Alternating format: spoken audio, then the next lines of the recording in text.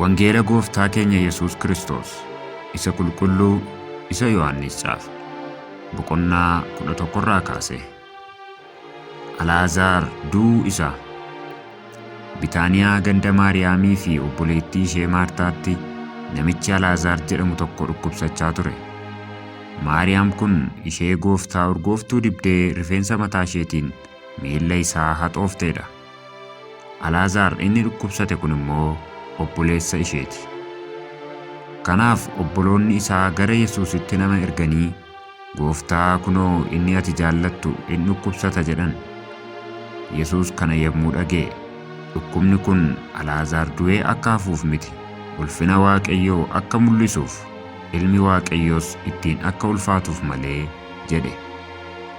Yesuus immoo Maartaa fi obboleettii ishee Alaazaariinis ni jaallata ture. Garuu dhukkubsachuu Alaazaar erga dhaga'eeyyuu iddoodhuma ture sana guyyaa 2 oole. Kana booddee garuu Yesuus, mee kottaa ammas biyya Yihuudaa in dhaqnaa jedhee bartoota isaatti in dubbate. Bartoonni isaa immoo, barsiisaa, dhiyoo kana Yihuudoonni dhagaadhaan si dha'uu barbaadan, ati immoo ammas achi dhaquu yaaddaa jedhaniin. Yesuus garuu deebisee, ifni guyyaa tokko sa'aatii 12 qaba mitiiree? Namni guyyaadhaan adeemu ifa aduu waan arguuf hin gufatu. Namni halkaniin adeemu garuu ifa of keessaa waan hin qabneef hin gufata jedhe. Yesuus kana erga dubbatee booddee, Alaazaar firri keenya rafeera, ani immoo dhaqeen isa dammaqsa isaaniin jedhe. Kana irratti bartoonni isaa, yaa Gooftaa, yoo rafeera ta'ee in fayya jedhaniin. Yesuus akka Alaazaar du'e isaanitti dubbate. Isaan garuu waa'ee rafiitii hirribaa waan dubbate isaanitti fakkaate. Kanaaf Yesuus mul'inumatti, Alaazaar du'eera, isin amanuu akka dandeessaniif baga ani achi hin jiraatin, amma garuu kottaa gara isaa in dhaqnaa isaaniin jedhe. Toomaas inni Diidimoos jedhame immoo, egaa kottaa in dhaqnaa, nuyis barsiisaa wajjin hin duunaa jedhee bartoota warra kaanitti dubbate. Yesuus du'aa ka'uudha, jireenyas. Yesuus yommuu achi ga'e, Alaazaar du'ee erga awwaalamee guyyaa 4 ta'uu isaa in bare. Bitaaniyaa Yerusaalem irraa akka kiiloomeetira 3 yookiis adeemsa walakkaa sa'aatii duwwaa in fagaata ture. Yihuudoonni baay'eenis waa'ee du'a obboleessa isaatiif Maartaa fi Maariyaamiin jajjabeessuudhaaf dhufanii turan. Maartaan dhufa Yesuus dhageessee gadiitti baate. Maariyaam garuu mana keessa in teessi turte. Maartaan yommus Yesuusiin, Gooftaa, utuu ati as jiraattee obboleessi koo hin du'u ture. Ammuma iyyuu immoo waanuma ati isa kadhatte Waaqayyo akkasiif kennu ani nan beeka jette. Yesuus yommus, obboleessi kee in ka'attiin jedhe. Maartaan immoo deebistee, guyyaa isa dhumaatti yeroo warri du'an du'aa ka'anitti akka inni ka'u ani beeka jette. Yesuus garuu, du'aa ka'uun jireenyis ana. Namni anatti amanu yoo du'e iyyuu hin jiraata. Utuu jiruu kan anatti amanu hundinuu immoo bara baraan hin du'u. Kana amantaaree jedheen. Isheen kana irratti, eeyyee Gooftaa, ati Kiristoos isa gara biyya lafaa dhufuuf jiru, Ilma Waaqayyoo akka taate amaneera jetteen. Yesuus Alaazaariif imimmaan dhangalaasuu isaa. Maartaan erga kana jettee booddee dhaqxee obboleettii ishee Maariyaamiin suuta jettee waamte. Barsiisaan as jira, si waamas jette. Maariyaam akkuma kana dhageesseen daftee kaatee gara Yesuus dhaqxe. Yesuus iddoodhuma Maartaan isatti dhufte ture malee ammallee gandichatti hin galle. Yihuudoonni warri ishee jajjabeessuudhaaf ishee wajjin mana keessa turan, Maariyaam daftee kaatee gadi ba'uu ishee argan. Isaan iddoo awwaalaatti boo'uu dhaqxi se'anii ishee duukaa in bu'an. Maariyaam iddoo Yesuus ture geessee erga isa argitee miilla isaatti kuftee, Gooftaa, utuu ati as jiraattee obboleessi koo hin du'u ture jetteen. Yesuus boo'icha ishee fi boo'icha Yihuudoota warra ishee wajjin dhufanii yommuu arge, hafuuratti dhiphatee garaan isaa raafame. Eessatti awwaaltan jedhee gaafannaan, kottuutii ilaali Gooftaa jedhanii deebisaniif. Yesuus imimmaan isaa dhangalaase. Yommus warri Yihuudootaa ilaa attam isa jaallatee jedhan. Isaan keessaa garri kaan garuu, inni ija nama jaamaa bane kun Alaazaar akka hin duune gochuu hin danda'u ture jedhaniin. Yesuus Alaazaarin du'aa kaasuu isaa. Yesuus ammas of keessatti dhiphatee gara awwaalichaa dhaqe. Awwaalichi holqa dhagaati. Holqichis dhagaadhaan cufamee ture. Yommus Yesuus, dhagicha itti fuudhaa jedheen. Maartaan obboleettiin isa du'e immoo, Gooftaa, yoona foolii godhateera. Erga awwaalamee har'a guyyaa arfaffaa isaati ittiin jette. Kana irratti Yesuus, yoo amante ulfina Waaqayyoo akka argitu ani sitti hin himneeree isheedhaan jedhe. Kana booddee isaan dhagicha awwaalichatti fuudhan. Yesuus garuu ol ilaalee, yaa Abbaa, anaaf dhaga'uu keetiif sin galateeffadha. Akka ati yeroo hundumaa anaaf dhageessu ani beekeera. Garuu namoonni as dhaabatan kun akka ati ana ergite haa amananiifan kana dubbadhe jedhe. Kana jedhee sagalee guddaadhaan, Alaazaar, as ba'i jedhee in waame. Kanaaf namichi du'ee ture sun awwaalicha keessaa gadi ba'e. Miilla isaa lamaanii fi harka lamaanitti wayyaan hidhamee, fuula isaattis uffanni maramee ture. Yesuus irraa hiikaatii gadi dhiisaa haa dhaqu jedhee isaan abboome. Yesuusin ajjeesuudhaaf korachuu isaanii. Yihuudoonni gara Maariyaam dhufan keessaa baay'een waan Yesuus hojjete arganii itti amanan. Isaan keessaa kaan immoo gara warra Fariisotaa dhaqanii waan Yesuus hojjete isaanitti himan. Kana irratti luboonni warri hangafoonnii fi Fariisonni yaa'ii warra Yihuudotaa walitti waamanii, waa'ee namicha milikkita baay'ee agarsiisaa jiru kanaa maal gochuu nuuf wayyaa? Akkasumatti yoo isa dhiifne namoonni hundinuu isatti in amanu. Warri Roomaas dhufanii mana qulqullummaa keenya, saba keenyas nu duraa fudhatu jedhan. Isaan keessaa tokko Qiyyaafaa inni jedhamu waggaa sanatti hangafa lubootaa ture.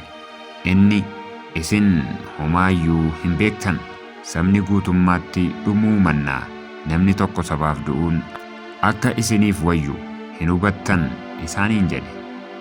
Inni dubbii kana of keessaa fuudhee hin dubbanne. Waggaa sanatti hangafni lubootaa waan tureef Yesuus saba sanaaf du'uuf akka jiru raajii dubbate malee. Saba sana duwwaadhaaf utuu hin ta'in ijoollee Waaqayyoo warra biyya adda addaatti bittinnaa'an tokkummaatti walitti qabuudhaaf du'uuf ture. Kanaaf jarri guyyaa sanaa jalqabanii Yesuusin ajjeesuudhaaf murtoo godhan. Yommus Yesuus qooda mul'inatti Yihuudoota gidduu deddeebi'u iddoo sana dhiisee gara kutaa biyya isa lafa onaatti dhiyaatu gara mandara Efreem jedhamuu dhaqe. Bartoota isaa wajjin achi in bubbule. Ayyaanni Faasikaa warra Yihuudotaa dhiyaannaan biyya keessaa namoonni baay'een ayyaanicha utuu hin ga'in of qulleessuudhaaf Yerusaalemitti ol ba'an. Isaan kun Yesuusii wajjin wal arguu barbaadan.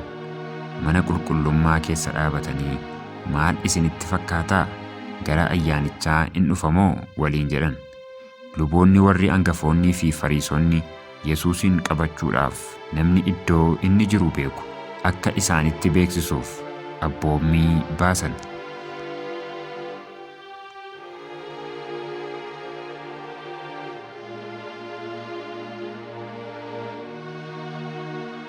Ammas itti fufee kan jiru Yohannis boqonnaa 12dha. Maariyaam Yesuusin urgooftuu dibuu ishee. Ayyaaneffamuu Faasikaa guyyaa 6 jiru Yesuus Bitaaniyaa iddoo Alaazaar ture dhaqe. Inni isa Yesuus warra du'an keessaa dammaqse ture. Achitti irbaata qopheessaniif. Maartaan in ergamti. Alaazaar garuu warra isaa wajjin maaddiitti dhiyaatan keessaa tokko ture. Maariyaam yommus urgooftuu dibataa makaa hin qabne hidda biqiltuu gati jabeessaa naardoos jedhamu irraa kan hojjetame akka walakkaa liitirii kan ta'u fuutee miilla Yesuus lachuu dibde. Rifeensa mataa isheetiinis haxoofte. Manichi immoo foolii urgooftuu sanaan in guutame.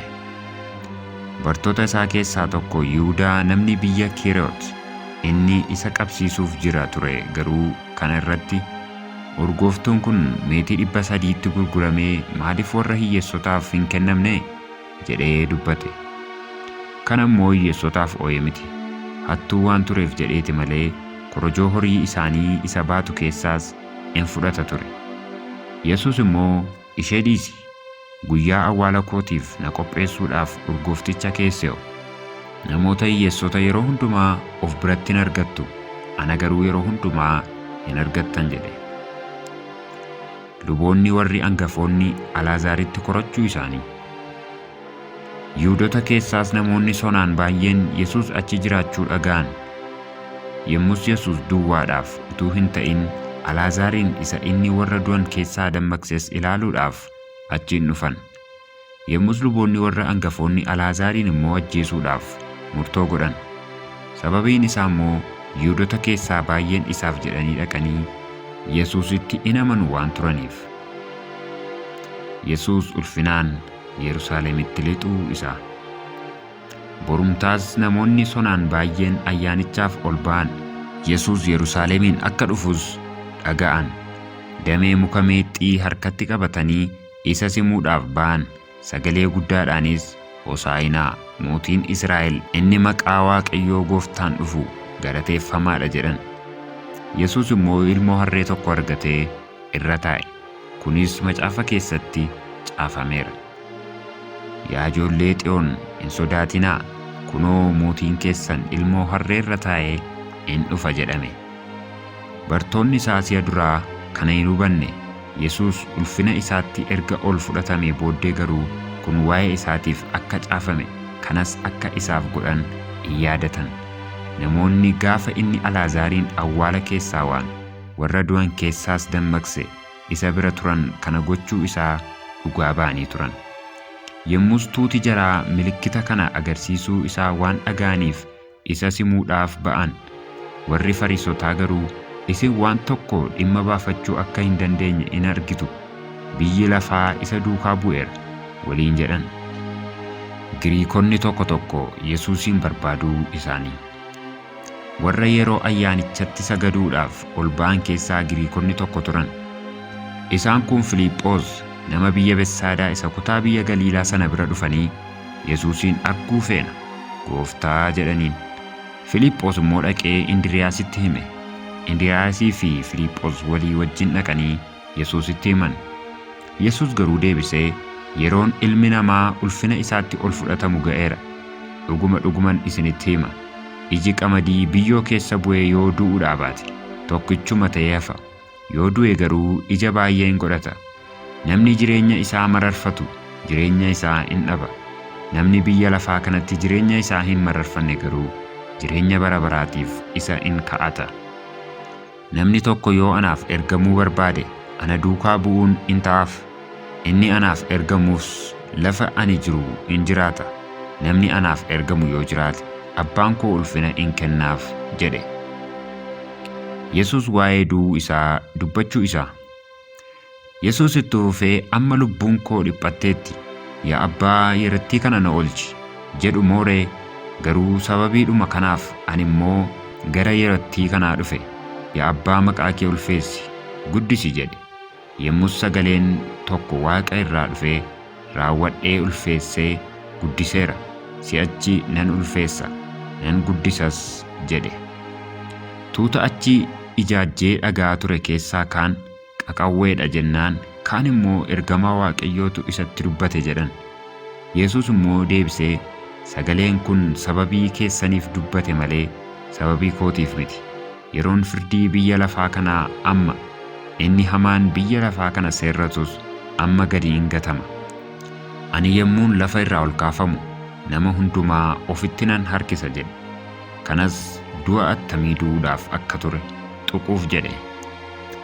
Tuuti jaraas deebisanii, Kiristoos bara baraan akka jiraatu seera irraa dhageenyeerra. Egaa attamitti ilmi namaa ol kaafamuun in ta'a jettaree? Ilmi namaa kun eenyunni jedhaniin. Yesuus immoo, ifni ammayyuu yeroo gabaabaadhaaf isin bira jira. Dukkanni akka isin hin qaqqabnetti ifichi utuu qabdanii adeemaa. Namni dukkana keessa adeemu gara kam akka dhaqu hin beeku. Ijoollee ifaa akka taatanitti ificha utuu qabdanii ifichatti amanaa isaaniin jedhe. Yesuus kana dubbatee isaan biraa adeeme. ija isaanii duraas of dhokse. Yihuudoonni amanuu dadhabuu isaanii. Utuma Yesuus milikkita baay'ee isaan duratti hojjete agarsiisuu iyyuu isaan isatti hin amanne. Kun immoo dubbiin raajichi Isaayyaas akka raawwatamuuf isa inni, yaa Gooftaa, eenyutu waan nuyi dhageenye itti himne amane? Irree Waaqayyoos eenyutti mul'ate jedhe. Isaan amanuu hin dandeenye. Isaayyaas itti dabalee immoo, ija isaaniitiin akka hin arginetti, garaa isaaniitiinis akka hin fudhannetti, akka ani isaan fayyisuufis akka isaan hin deebinetti inni ija isaanii jaamseera, garaa isaaniis jabeesseera jedhee dubbateera. Isaayyaas ulfina isaa argee waa'ee isaa waan dubbateef kana jedhe. Haa ta'u iyyuu malee Yihuudoota warra aboo qaban keessaayyuu baay'een itti amananiiru. Garuu mana sagadaa isaanii keessaa nu baasu jedhanii warra Fariisotaa waan sodaataniif isatti amanuu isaanii hin mul'ifne. Isaan Waaqayyo irraa ulfina argachuu caalaa nama irraa ulfina argachuu jaallatan. Dubbii Yesuus namatti faraduu isaa. Yesuus sagalee isaa guddisee, namni anatti amanu isa ana erge sanatti amana malee anatti amana miti. Namni ana argus isa ana erge sana arga. Eenyullee kan anatti amanu dukkana keessatti akka hin hafnetti ani ifa ta'ee gara biyya lafaa kanaa dhufeera. Namni dubbii koo dhagee yoo eeguudhaa baate ani isatti hin faradu. Ani biyya lafaa oolchuudhaaf malee itti faraduudhaaf hin dhufne. Nama ana tuffatee dubbii koo fudhachuu didetti kan faraduu jira. Dubbii ani dubbadhetu guyyaa isa dhumaatti isatti farada. Abbicha isuma na ergetu ofii isaatii waanan dubbadhu na abboome malee ani ofii kootiin hin dubbanne. Dubbii inni na abboomes jireenya bara baraatiif akka ta'e ani beeka. Egaa waanan jedhu akka abbaan anatti himettan dubbadha jedhe.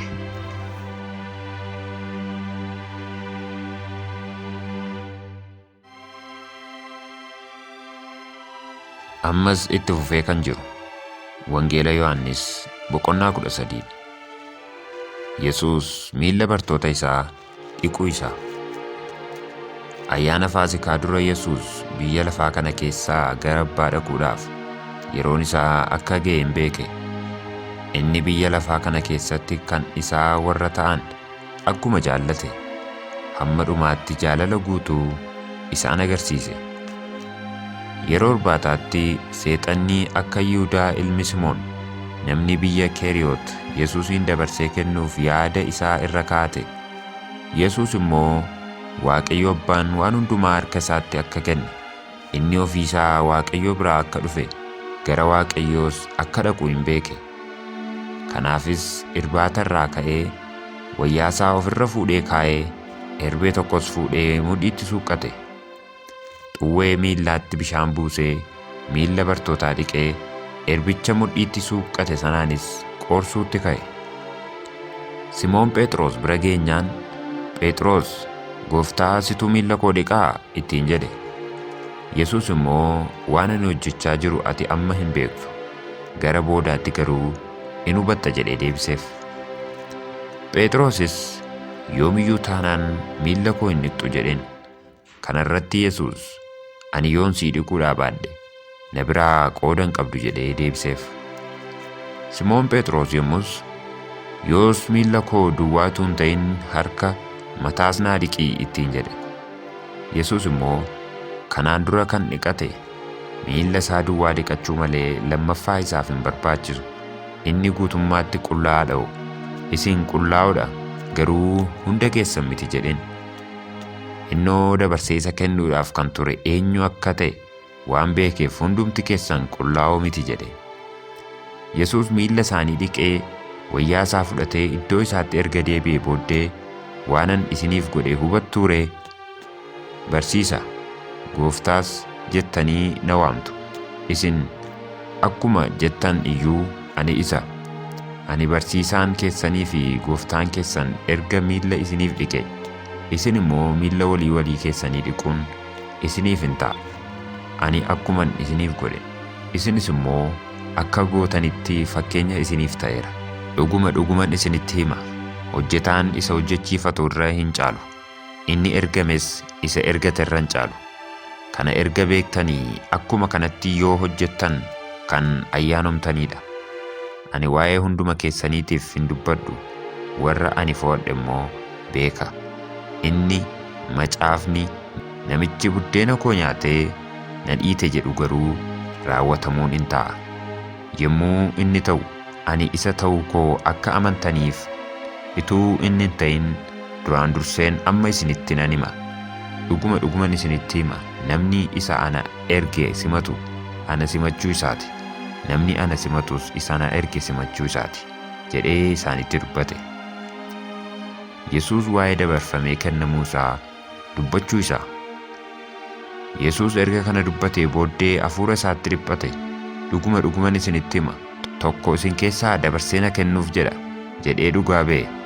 Bartoonni garuu waa'ee eenyuutiif akka inni dubbate walii wallaalanii ija keessa wal ilaalan.